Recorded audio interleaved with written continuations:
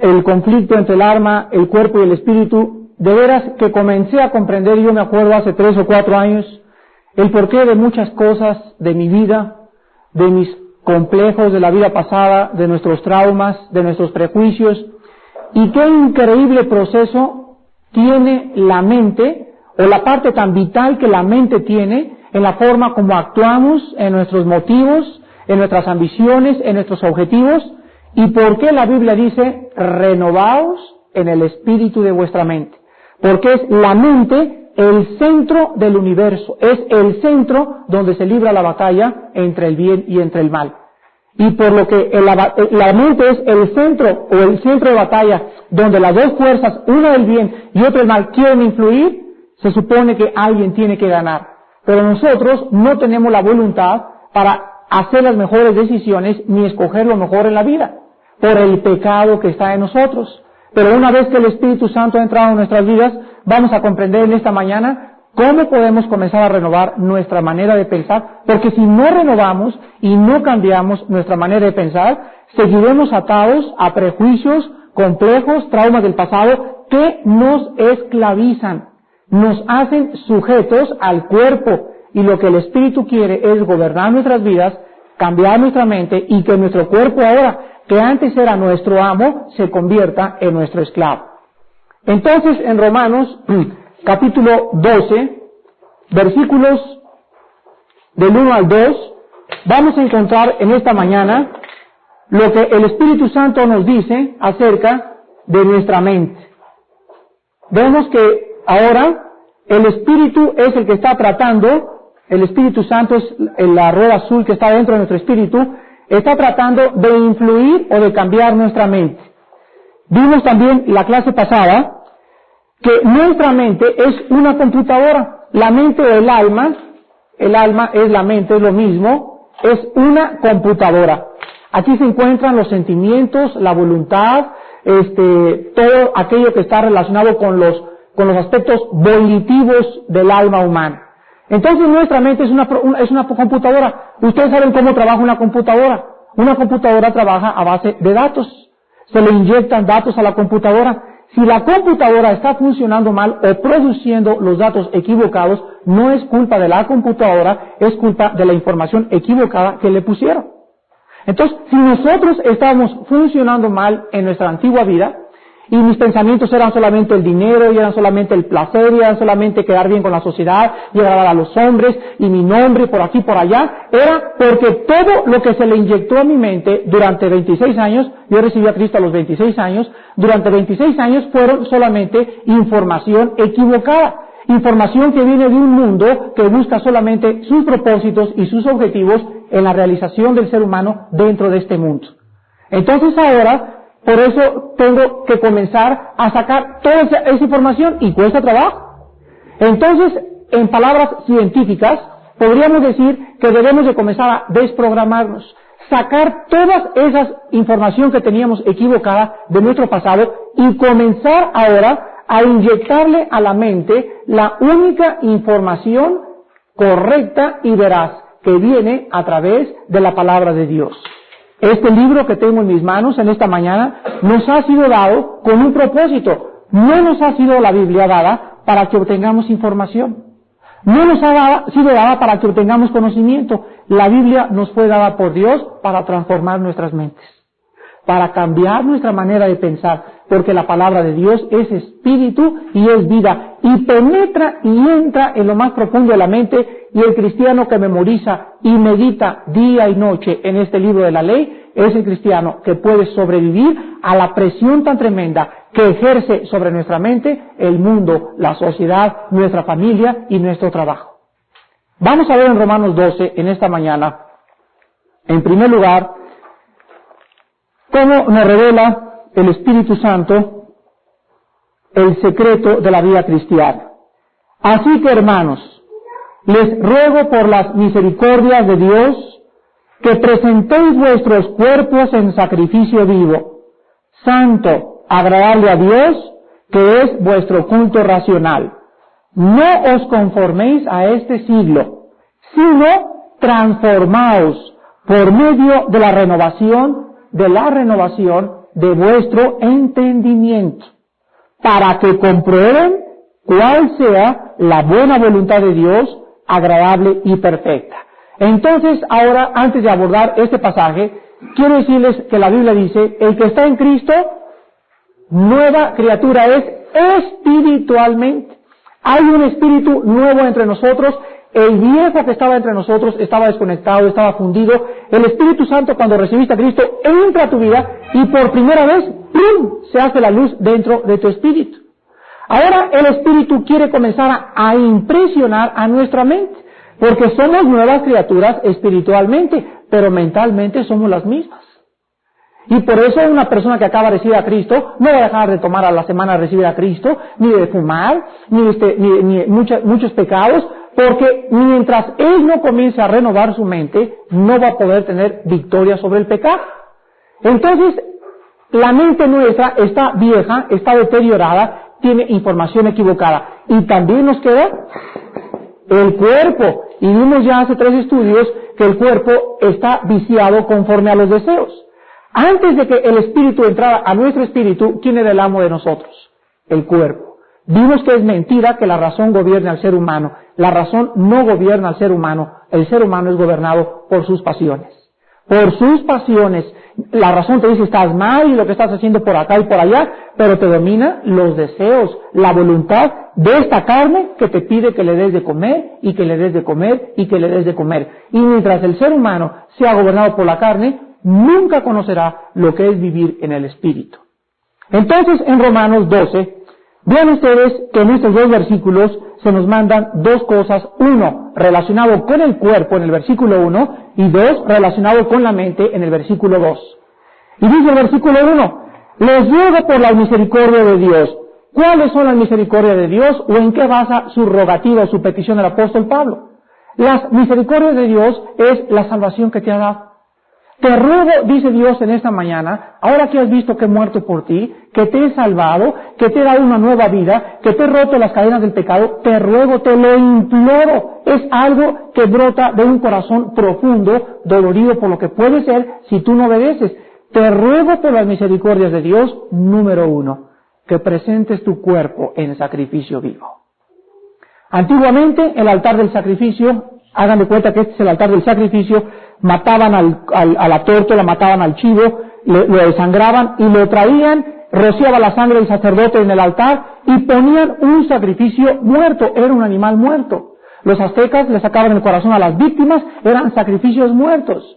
Antes, antiguamente también, todos los tribus paganas, egipcios, caldeos, babilonios, todos absolutamente han tratado de querer sacrificar a sus dioses de alguna u otra manera. Los que adoraban al dios Moloch, agarraban a los niños recién nacidos y el dios Moloch era un toro grandísimo con aceite hirviendo y agarraban a las criaturas recién nacidas y las aventaban al aceite hirviendo y mientras estaban gritando los niños cuando eran hervidos en el aceite, los sacerdotes comenzaban a tocar los tambores para apagar el ruido de los gritos de los niños y que no se oyera tan feo. Entonces hay muchas clases de sacrificios que la humanidad a través de la historia ha hecho por ignorar la voluntad de Dios en sus vidas. Entonces ahora Dios me dice, ya no puedes traerme, mira, tus peregrinaciones, y que no comas carne, no vienes primero, que no comas pescado, que no comas esto, que te cortes el chongo, que me ofrezcas la manda San Catarina. Todos los sacrificios ahora que el hombre le pueda traer a Dios no sirven para nada. Porque Dios nos ha dado el más grande sacrificio. Y hagan de cuenta que yo vivo aquí con la señora Alicia, y le digo, señora Alicia, le voy a dar una barra de oro de este tamaño así, esa barra de oro vale $5 billones. Entonces ella comienza a pensar y me dice, ¿qué podré regalarle para compensar lo que me ha dado? Pues no va a encontrar en el mundo entero nada que pueda compensar lo que yo le he dado. Entonces ella cuando comienza a tener una plumita de oro y me comienza a traer por ahí sus joyitas, le voy a decir, nada de lo que usted me da se compara con lo que yo le di. Yo no quiero que usted me pague lo que yo le di, solamente quiero que me obedezca. Y es lo mismo que Dios nos pide. Ustedes nunca me podrán pagar lo que yo hice por ustedes. Porque yo les entregué a mi Hijo Jesucristo. Lo único que les pido es obediencia. No estamos tratando de comprar la salvación, ni hacer buenas obras para agradar a Dios. Las buenas obras vienen como resultado de nuestra salvación, pero no para querer alcanzar la salvación. Porque las obras es el resultado de la fe. No son las obras primero y después la fe, como las religiones enseñan.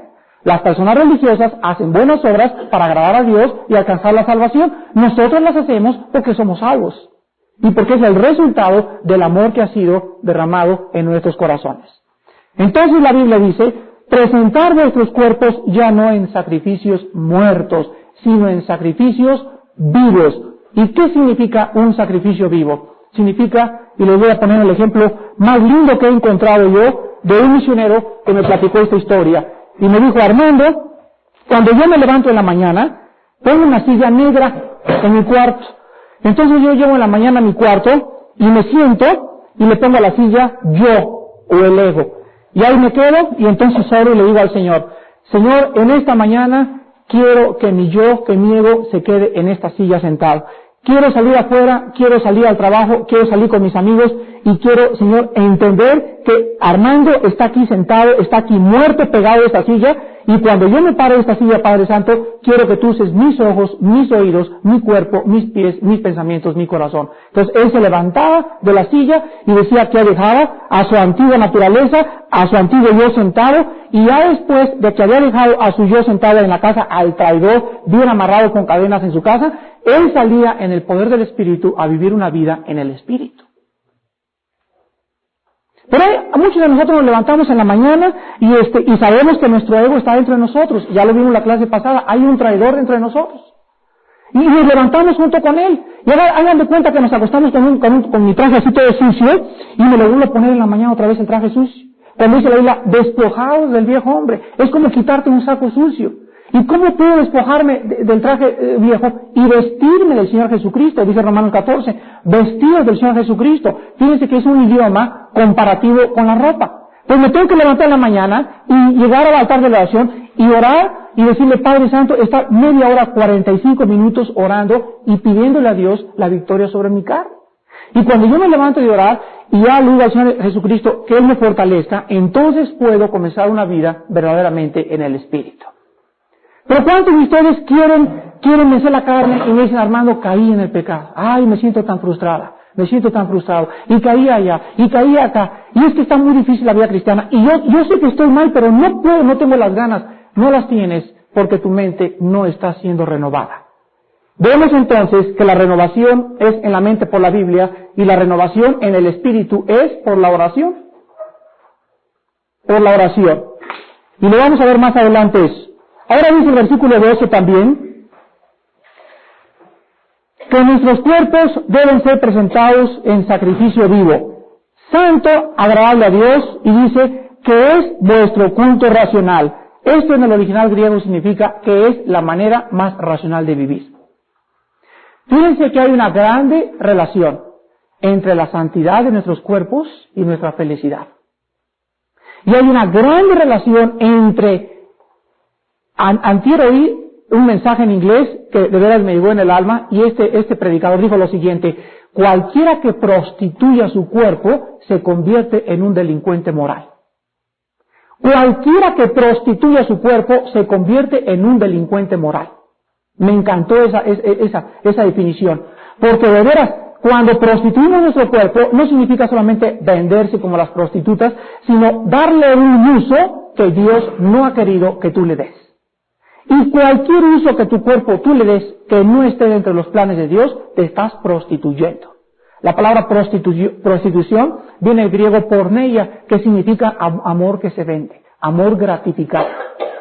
Entonces cualquier uso que tú le des a tu cuerpo, tú lo estás prostituyendo y moralmente estás delinquiendo, te estás convirtiendo en un delincuente moral. Y esto es juzgado severamente por el Espíritu Santo. Porque significa que tu carne te está dominando. Significa que tu cuerpo te está ganando. Significa que tu mente sigue pensando igual. Y significa que tu espíritu no tiene todavía la fuerza necesaria para inyectarte la vida que tu vida necesita tener.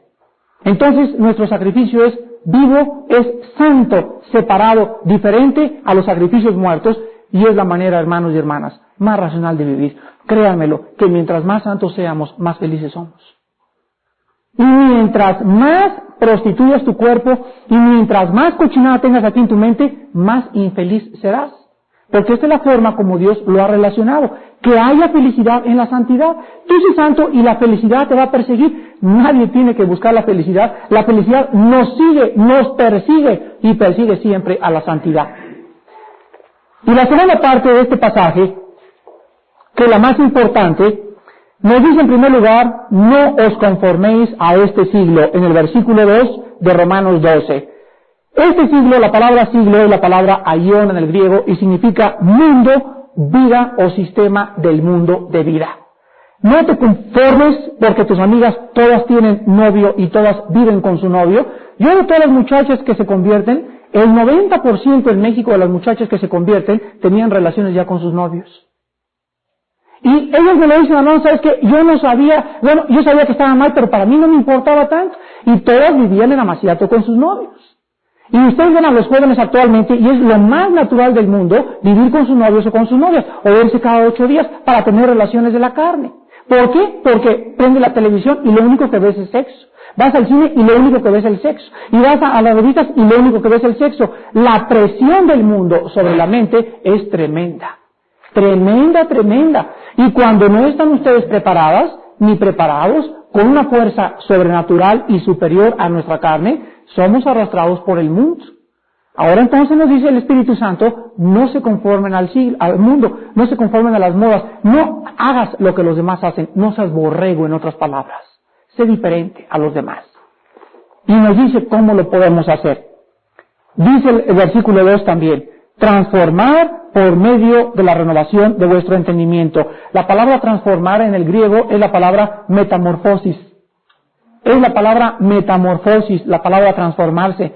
O sea, necesitamos, ven ustedes una mariposa, viene la mariposa y se pega a un árbol. Entonces ahí se queda en el árbol y sufre, de ahí viene la palabra metamorfosis, que significa cambio.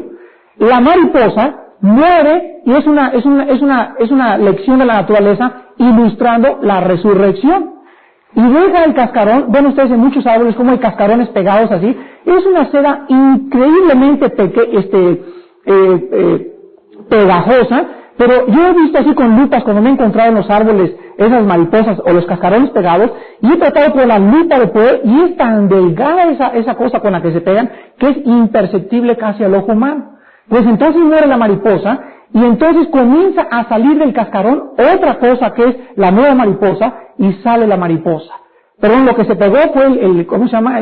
El gusano, que es la mariposa, y sale una mariposa del gusano. Eso ilustra la resurrección, y ahí se queda pegada en el árbol el antiguo cascarón de donde nació la mariposa. Pues nuestras vidas tienen que ser resucitadas.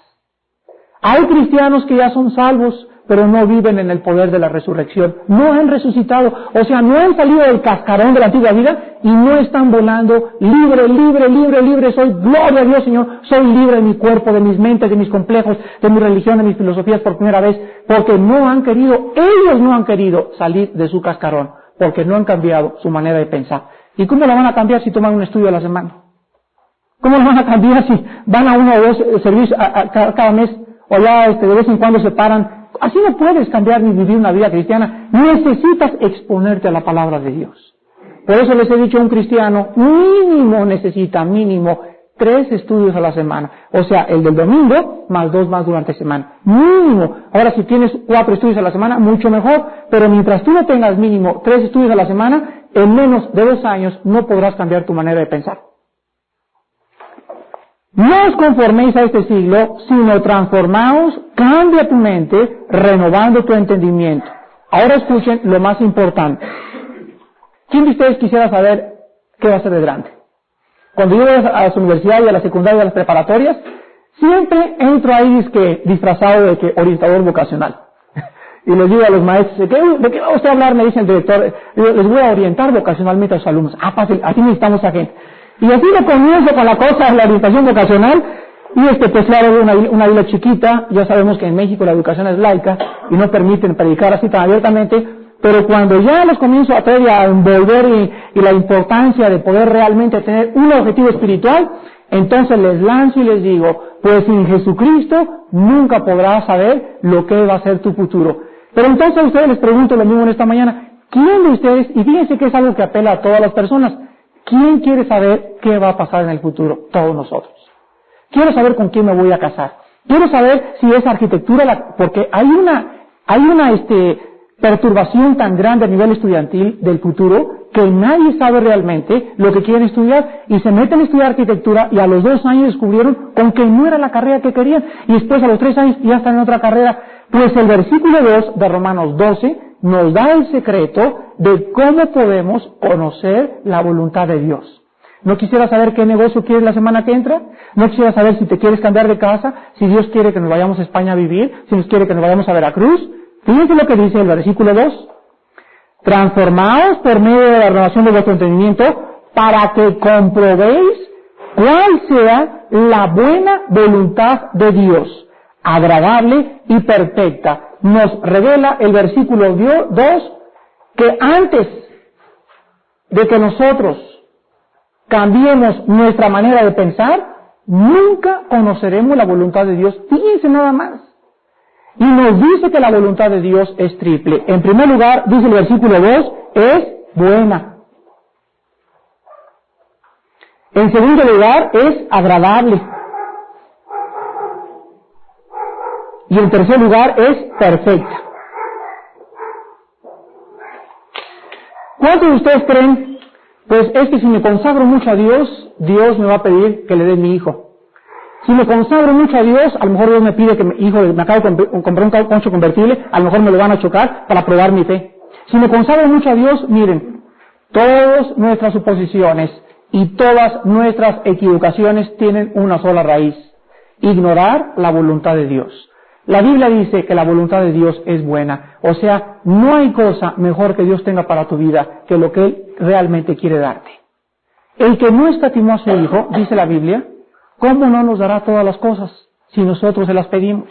¿Ustedes creen que si mi hijo me pide un pan, yo le voy a dar una serpiente? No hay cosa más maravillosa que lo que Dios quiere darte. El otro día que tuve una reunión con los jóvenes, les decía a los jóvenes, toda persona que le permite a Dios escoger, recibirá siempre lo mejor de la vida.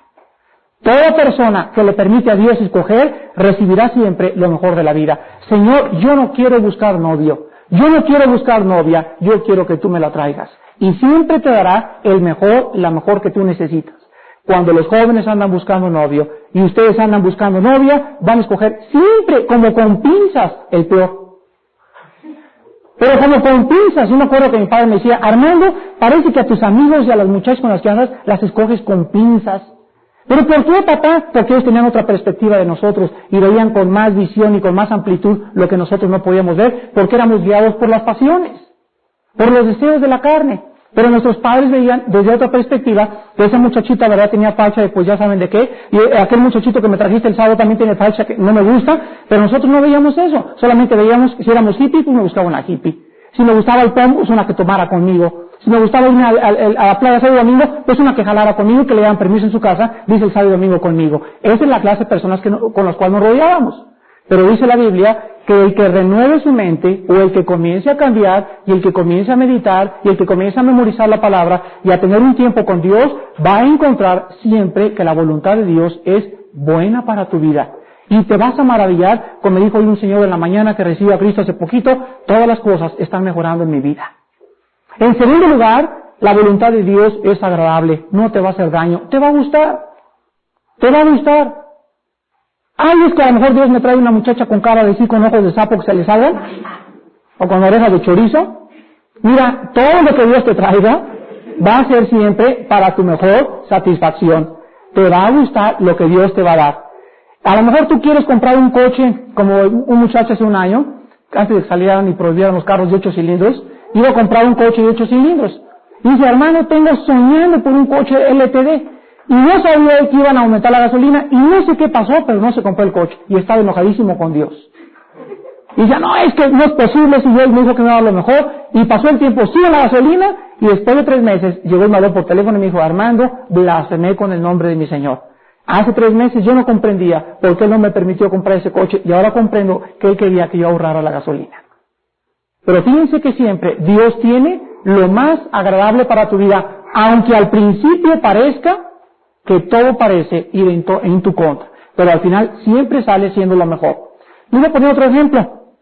Mi esposo y yo el año pasado estábamos orando durante un año por una casa, no cabíamos ahí en la tablera donde vivíamos. No cabíamos ya, mi oficina era chiquitita, y pues la sala, y la luz mala, la electricidad, no había agua 3, 4 veces a la semana, lloramos, y un día encontramos una casa por ahí, por Jardín de San Mateo, y mi esposo se emocionó y dice, vamos por acá, pero yo estuve orando mucho tiempo, y al entrar a esa casa yo la vi y dije, Señor, estaba bueno el precio y todo, pero algo me decía que no era la casa que realmente necesitábamos decidir para escoger. Entonces, Dios nos salvó de esa casa y me acuerdo que mi esposa estaba un poco molesta al principio. Oye, pero si aquí está la casa que andamos buscando. Yo le dije, espérate tantito, porque de veras Dios tiene, yo pienso, algo mejor para nosotros. Y pasaron 6 o 8 meses y nos trajeron a esta casa. Y los dueños de esta casa, la señora Cristiana, la dueña, nos dijo que buscaban una pareja, un matrimonio, que le cuidaran la casa y no le importaba la renta que le diéramos. Y cuando llegamos a esta casa, yo le dije, Señor, esto es más abundantemente lo que yo te he pedido. No puede ser, está demasiado para nosotros. Entré a mi oficina y dije, Dios mío, pero lo que es soñar una oficina como esa, y es salón para estudios, para los estudios bíblicos, y para mi perro, y baños para las visitas, y para tener misioneros. No, y entonces me fui con mi esposa y le dije, creo que es demasiado. No es de la casa de Dios tampoco, es algo en medio. Y durante 2 meses estuvimos esperándonos también, hasta que por fin Dios nos dijo que realmente esa era, porque llegamos, y le dije a mi esposa, mira, lo que le podemos dar de renta es esto. Si Dios quiere que esta sea la renta, Él va a cambiar su corazón y me va a decir que es lo que le podemos pagar. Y lo que yo ofrecí de renta era algo ridículo, era lo mismo que estábamos ofreciendo en otra casa. Y me dijo el Señor, no me importa la renta, tómela y cuídenmela.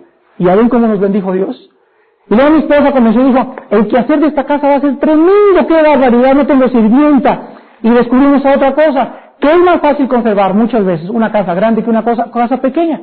Entonces lo clausuramos durante la semana, los niños estudian allá, clausuramos la sala y el comedor, nunca usamos la sala y el comedor más que cuando tenemos visitas. Entonces mi esposo se limita a 2 cuartos, tenemos un cuarto clausurado de las visitas y todos los demás baños también están clausurados. Entonces es más fácil muchas veces una casa más grande que una casa chica. Porque la chica la tienes que lavar desde arriba hasta abajo cuando entran las visitas. Pero esta aquí está clausurada y solamente la limpias una vez a la semana las partes que no usas. Entonces Dios es perfecto en su voluntad, pero Él nos dice, espérense, porque cuando yo los doy, ustedes tienen que encontrar que es en mi tiempo cuando les doy lo que ustedes necesitan. Y en tercer lugar, la voluntad de Dios es perfecta. Dios es infinitamente sabio. No hay error ni sombra de variación en Él. ¿Tú crees que se puede equivocar en tu vida? ¿Tú crees que se puede equivocar en tu vida? No se puede equivocar en nuestras vidas. Les voy a poner otro ejemplo. Una vez que estuve predicando en el seminario de Río Grande, en Edimburgo, Texas, a los estudiantes del seminario, muchos me dijeron, Armando, quisiéramos entrar a la obra de Dios y estamos esperando que Él nos abra una puerta. Y les dije, ustedes están totalmente equivocados porque hay 100,000 puertas abiertas ya para predicar el Evangelio. Más bien deberían ustedes orar, Señor, vamos a predicar y si tú nos cierras la puerta, nos regresamos. Pero no esperes a decir, Señor, ábreme la puerta porque las puertas ya están abiertas. Entonces, Dios nos ha mostrado su voluntad, ir y predicar el Evangelio. Es su voluntad de Dios. ¿De qué te sirve hacerte rico? ¿De qué te sirve ganar una compañía? ¿De qué te sirve viajar? ¿De qué te sirve todo si vas a perder tu alma? Dios quiere que nosotros vivamos para predicar su palabra. Ya sea que seas arquitecto, doctor o que de tiempo completo, pero tú tienes que tener tu prioridad en tu vida a Dios. En la predicación del testimonio de la palabra de Dios, tu dinero, tu esfuerzo, tus potenciales, tu salud, tu coche, tu dinero, todo tienes que dedicarlo a la obra de Jesucristo. Porque es nuestra prioridad en nuestra vida. Dios es perfecto en su voluntad y todo lo que Él tenga para nosotros va a ser lo mejor que posiblemente hayamos nosotros ni siquiera entendido en nuestro pasado. Entonces, esto es la forma como Dios nos dice, cambien su manera de pensar y conocerán mi voluntad. ¿Por qué andas con un novio que no debe ser? ¿Por qué andas manejando con un coche que no quiere que Dios tengas? A lo mejor tú crees que Dios te lo permite. Porque la voluntad de Dios es permisiva y es directiva. O sea, que tú hagas unas cosas que Él no te ha dicho, no significa que Dios te lo mandó. Él te permite hacer cosas en contra de su voluntad, porque tú y yo somos agentes libres. Pero también es directiva y se promete en Romanos 8 que los que somos hijos somos guiados por el Espíritu. Mientras estemos cambiando nuestra manera de pensar, mientras este libro vive en nuestras mentes, mientras este libro lo meditemos día y noche, mientras este libro esté memorizado y guardado en nuestro corazón lo que Dios nos ha dejado escritos. Vamos ahora a ver Efesios.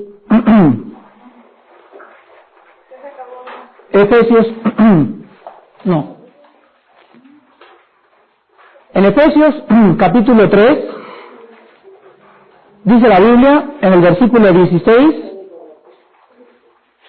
Efesios capítulo 3, versículo del 14 en adelante, y vamos a comenzar a entender que las oraciones que están en la Biblia nos han sido dadas como patrones para que nosotros también oremos conforme a la Biblia y sepamos cuál es la voluntad de Dios para nuestras vidas.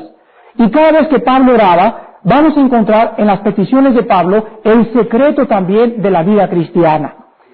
Y dice en Efesios capítulo 3, el versículo 14 en adelante, por esta causa doblo mis rodillas ante el Padre de nuestro Señor Jesucristo, de quien toma nombre toda familia en los cielos y en la tierra, para que os dé, conforme a la riqueza, la nueva criatura, el espíritu nuevo que tenemos dentro de nosotros. La mente está viciada, el cuerpo es irregenerable, no puede transformarse el cuerpo, ni se puede reformar. Por eso Cristo tuvo que morir para que muriéramos en el cuerpo juntamente con Él, porque el cuerpo no puede cambiar, el cuerpo siempre seguirá siendo irregenerable. Y acuérdense que cuando menciono la palabra cuerpo, no me refiero al cuerpo donde habita el templo del Espíritu Santo, me refiero a la palabra sarx en el griego, que es el origen de la antigua naturaleza o del pecado que está arraigado en nuestro cuerpo. No quiere decir que el cuerpo sea malo, sino que la naturaleza antigua de nosotros sigue produciendo los malos frutos si le permitimos hacerlo. Entonces dice, para que habite Cristo por la fe en vuestros corazones, a fin de que arraigados y cimentados en amor, seáis plenamente capaces de comprender con todos los santos cuál sea la anchura, la longitud, la profundidad y la altura, y de conocer el amor de Cristo que excede a todo conocimiento, para que seáis llenos de toda la plenitud de Dios. Hermanos y hermanas, ¿qué creen que Pablo pedía cuando fuéramos fortalecidos en el hombre interior? ¿Cómo puede el hombre interior ser fortalecido? ¿Se acuerdan a Cristo en el huerto de Getsemaní? Orando antes de que fuera crucificado, Señor, si es posible, pase de mí esta copa, mas no se haga mi voluntad, y abre los ojos y voltea, y los discípulos están dormidos. Y les dice, velad y orad, para que no caigáis en tentación. El espíritu está presto, pero la carne es débil. ¿Cómo podemos fortalecer el espíritu? Orando. Aquí están los dos medios de gracia para que el cristiano viva de victoria en victoria en Jesucristo. Aquí están los dos medios de gracia. El espíritu es fortalecido por la oración, la mente es renovada por el estudio sistemático y continuo de la palabra de Dios.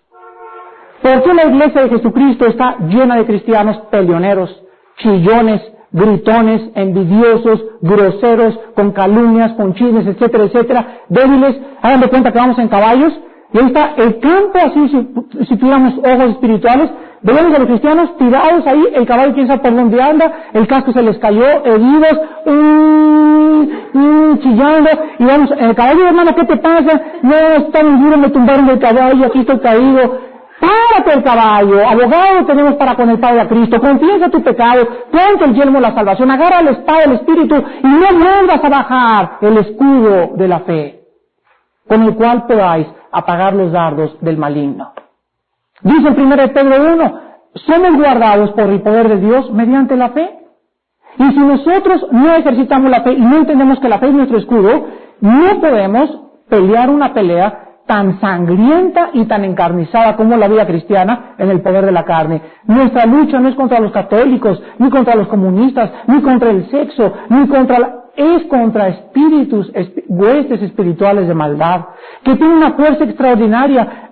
Nos llevan ventaja porque nosotros no los podemos ver, nos llevan ventaja porque no los podemos ver. Entonces Dios nos dice, obedézcanme, nada más, y yo con mi poder los protejo, yo los guardo del mal, yo te doy una buena casa, te doy un buen coche, te doy viajes, te doy todo lo que necesitas. Por favor, busca mi reino y todo lo demás, déjame que yo te lo dé. Tú no lo busques, porque eso buscan los gentiles, los que no conocen a Dios, mas ustedes, sed hijos de vuestro Padre y buscad el reino y su justicia, y todas las demás cosas os serán dadas por añadidura. El secreto de la vida cristiana, entonces, es que la mente tiene que ser cambiada, y la única información que puede entrar a la mente viene de la palabra de Dios. Y el espíritu es fortalecido por la oración. Muchos de ustedes se levantan en la mañana y oran. A lo mejor oraste 15 minutos o 20 minutos, pero no tuviste tiempo de que la oración... Yo he experimentado una cosa y los quiero compartir. Muchas veces en la mañana me he levantado y primero leo la Biblia. Bueno, más bien lo hacía antes. Pero encontré que si yo oraba primero antes de leer la Biblia, cuando yo venía a la Biblia, había más revelación de Dios a mi corazón. O sea, primero me ponía a tono o sintonizaba la frecuencia divina con mi espíritu y comenzaba a elevar mi alma a Dios, a pedirle, y ya después de que tenía esa paz, esa cosa que entraba en mi ser, abría las escrituras y comenzaba Dios a revelarme más a mi espíritu a través de la oración, porque antes de que Él me hablara, yo le hablaba a Él en la oración. Y después de que tú leas la Biblia, vuelves otra vez a hincarte rodillas y a meditar lo que Dios te reveló a tu corazón y a darle gracias por las revelaciones a través del Espíritu Santo. Pero no te levantes en la mañana y me digas, leí mi Biblia 15 minutos y no oraste, porque orar sin meditar o meditar sin orar no funciona. Es como una moneda, llegas al banco y le dices a la cajera, bueno, que me cambie este peso. Y solamente ven que tiene dos caras el peso, el sol y el águila, pero el sol está tallado. Entonces la cajera te dice, aquí falta una cara. Entonces la moneda no tiene ningún valor, porque si le falta una cara, no sirve, las dos tienen que ir pegadas. Así es la oración y la lectura de la palabra de Dios, las dos van pegadas. No puedes tú separar la oración de la lectura de la Biblia, ni la lectura de la Biblia de la oración. Porque una es la fuerza para tu espíritu, la otra es tu mente transformada, tu mente cambiada. Y al entrar la palabra, el espíritu y la vida a tu entendimiento, comienzas a darte cuenta a través de 1 año o 2 años que no eres el mismo. Y caminas en la calle y de veras te das cuenta. Yo le decía a mi esposa el otro día que me gustaría ir a Nueva York solamente para ver ahí todo el reventón, las cosas como andan, pero no por una cosa de disfrutar, ¿no? Sino porque me han hablado que realmente hay mucho pecado, y etcétera, etcétera. Y yo imagino que ir a un lugar como Las Vegas, Nueva York, Acapulco, imagínense ustedes que te levantaras del hotel esa mañana, donde tú te hospedaras en el puerto de la carne.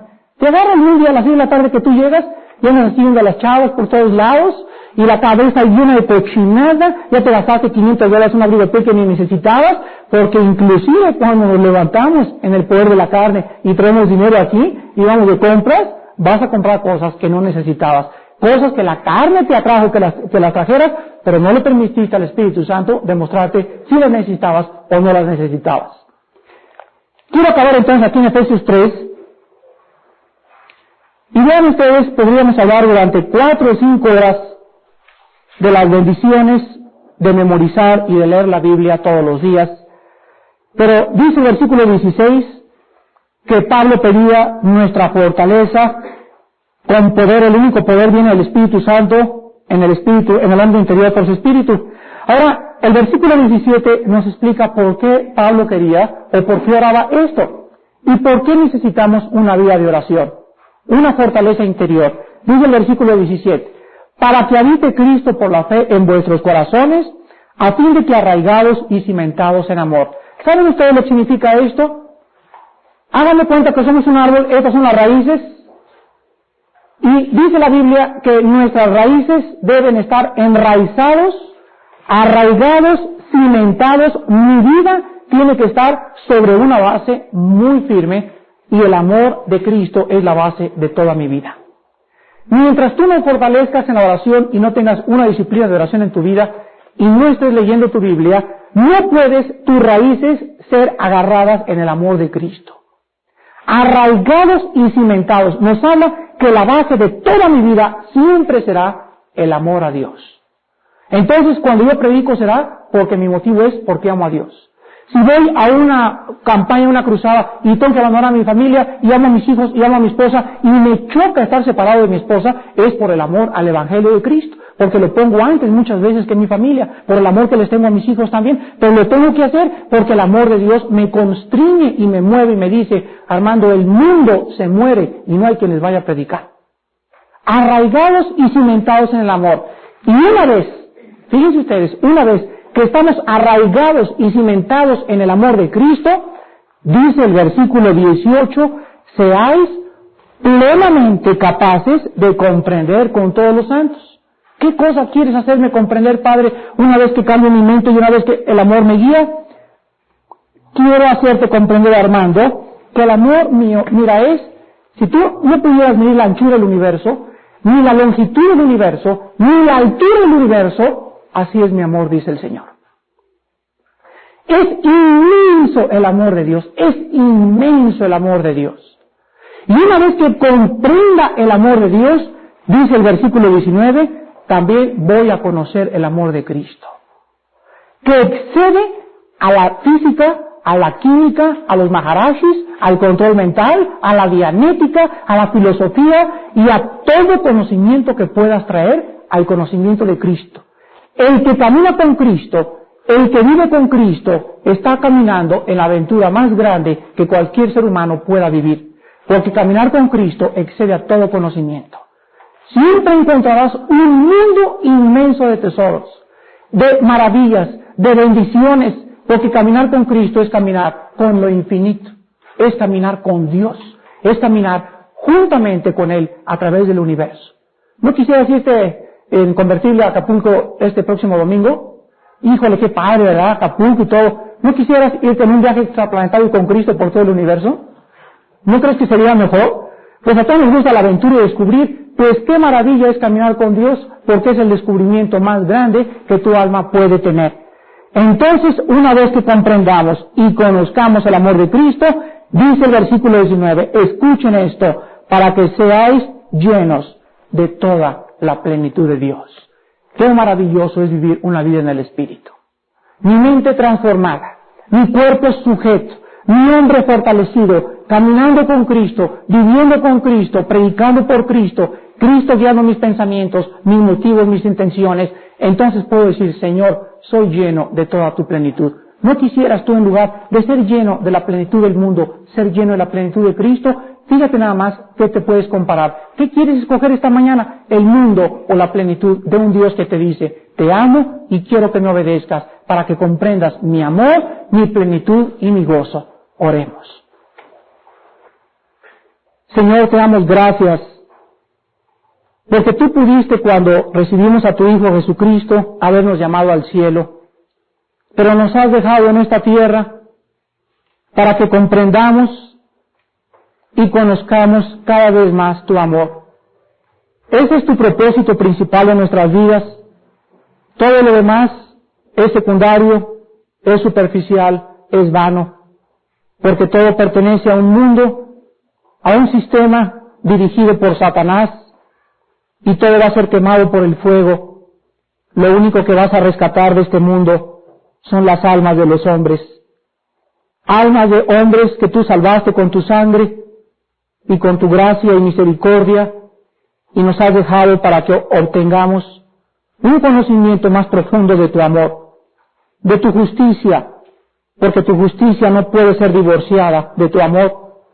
Por tu amor tú ejerces justicia y juicio sobre nuestras vidas y sobre el mundo y sobre el pecado que fue condenado cuando tu Hijo murió en la cruz.